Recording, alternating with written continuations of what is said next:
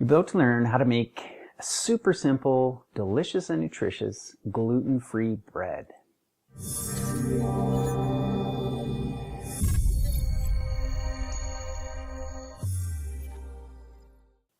One of the best things about this recipe is it contains no grains, so it's gluten-free, and it also can work if you are paleo or even GAPS, depending on what stage or phase that is. And you're going to get a nice, wonderful bread made from various nuts and seeds that you can choose different ones that you want to add in, and it comes out perfectly sliceable. I don't know if you've ever seen those little dense like rye breads with the sunflowers, that kind of thing. That's almost what it looks like when it ends up coming out the oven, and it's delicious. I made this last week and family really enjoyed it, and it kept itself quite well. The freshness, everything. So here we go. Super easy to make. The base is nuts and seeds. You can choose any type of nut, any type of seed that you like. One thing that is quite key is we're going to add in some chia. You can alternate that with flax, but otherwise this is a recipe that you can really customize to what you might have on hand in terms of ingredients, but also in terms of flavors. So choosing the nuts and seeds, but also I'm going to share with you as we go through this how you can flavor this bread. I'm going to make it plain just to share and show you how it's done. And as I'm walking you through it, I'll suggest at what times you can add different flavors. For instance, you could make this more of a sweet bread, like fig anise, for instance, or apricot ginger, cinnamon raisin. Those kinds of flavors would work perfectly well for this bread. As well, you could make it savory. What about sun-dried tomato or olive or basil, adding those kinds of things in. So all that's impossible with this recipe. To get started, the first thing you'll need to do is we need 1 cup of flax or chia that has been soaked. And that's what's going to be used along with some actual eggs to help kind of hold this bread together, give it that sliceability, and perfect for making sandwiches, that kind of thing. So what I do in a lot of my recipes is anytime there's calls for water, I like to add in a tea. So in this case, I made a nettle tea. So I did about 1 liter, maybe it was about half a cup of nettle herb, just the dried nettle. Made it nice strong tea of that, poured that over top of my chia seeds, and then that has now rehydrated the chia, and it's soaked up all that good nettle tea and all the nutrition and herbal properties that come with nettle. And it's really not going to affect the flavor at all. It's just giving us that deeper level of nutrition. So that's one little strategy you can use in this recipe or anything else. All right, so get started. Let's start with the nuts and seeds. I've chosen black and brown sesame, the dark European pumpkin seeds, which are really high in zinc, and I'm also going to add in walnuts and sunflower seeds. Now, up to you, you can do a number of different things with these nuts and seeds. You can either just use them straight up and raw, or you can soak them, as in the case which I've done with the walnuts and the sunflower seeds. Now, all that takes is literally putting them into a jar and then covering with water, letting them sit for a few hours. And that soaking, what it does, especially something like walnuts, sometimes the nuts and seeds, they can have, tannins, or they can even just be a little bit dirty in terms of, how they're harvested and processed. So that water, the soaking water, it's a bit of a cleanser in that way.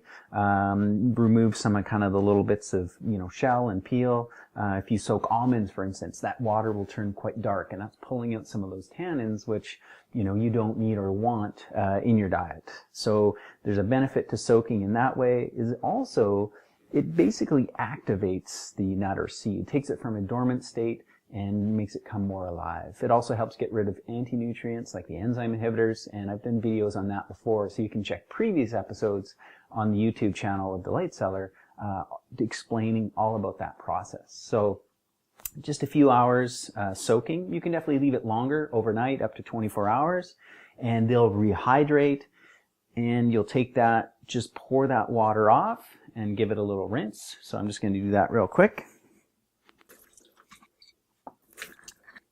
All right, so I've just poured off that soak water. Into the sink it goes, no problem.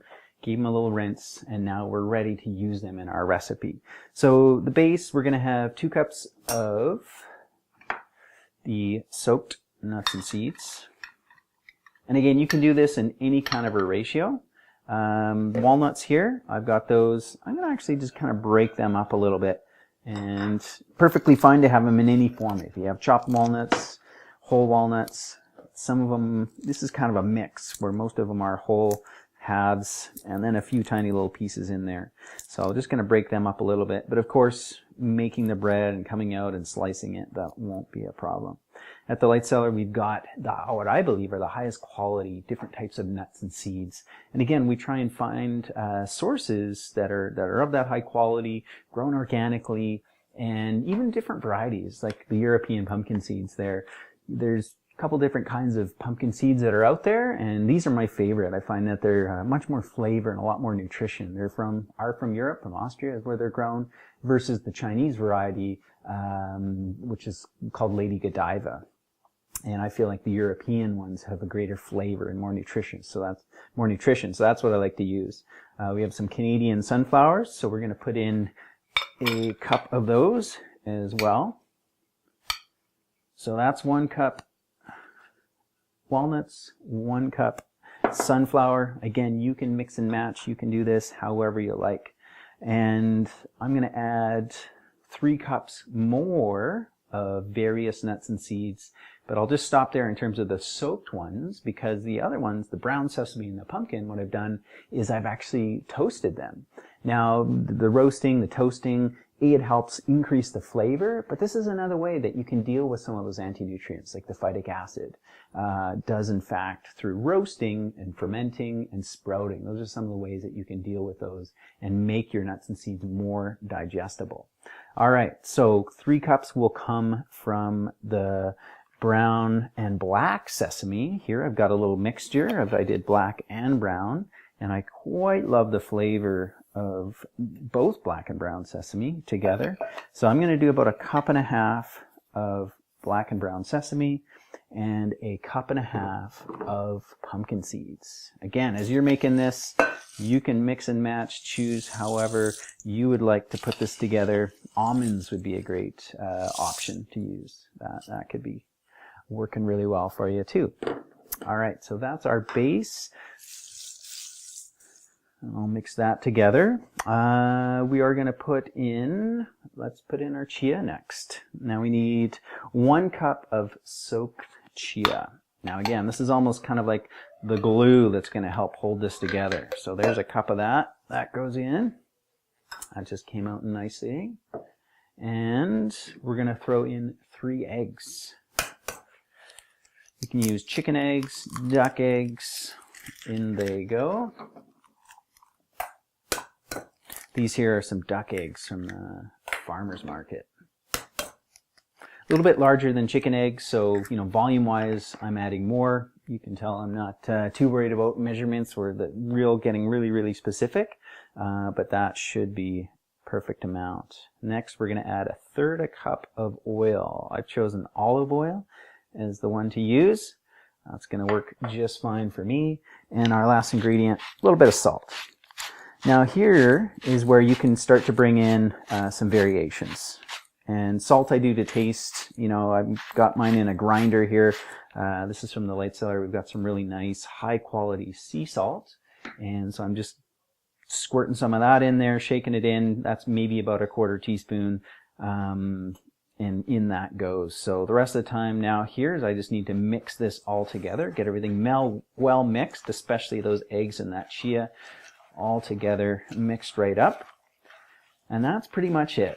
So that's what is going to create the plain bread. And if I wanted to flavor it, let's say that fig anise, I could add in aniseed, whole or ground, just the same as I could do cinnamon raisin. And I'd be adding in that spice, give it that flavor, and any kind of dried fruit like raisins or figs. And you can either throw them in dry, or what I might even recommend is soak them similar to you would have done the nuts and seeds. So just enough to cover, let them rehydrate. Pour off the soak water, but keep that soak water.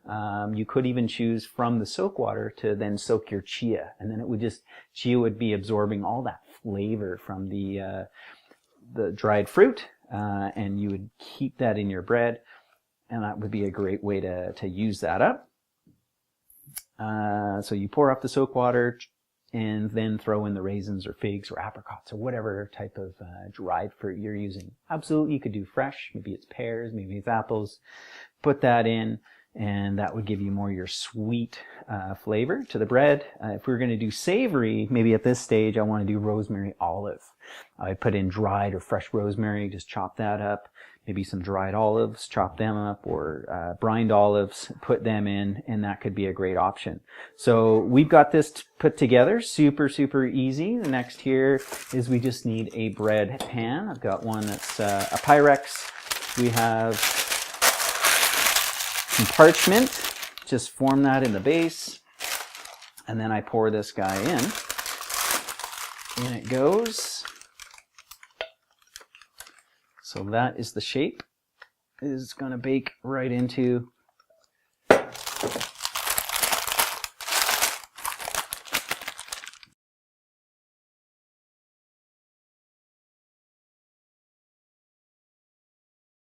Okay, so there we have it. Going to put that into the oven for 1 hour at 325 degrees, and it's going to come out a perfect, wonderful, delicious loaf. Again, if you were doing a flavored bread, you could also, once it's in the pan, you could then sprinkle some more, let's say, anise seeds or rosemary, or even, even just on our plain, just a little bit of that salt kind of on top. All right. Let's see how it is in an hour.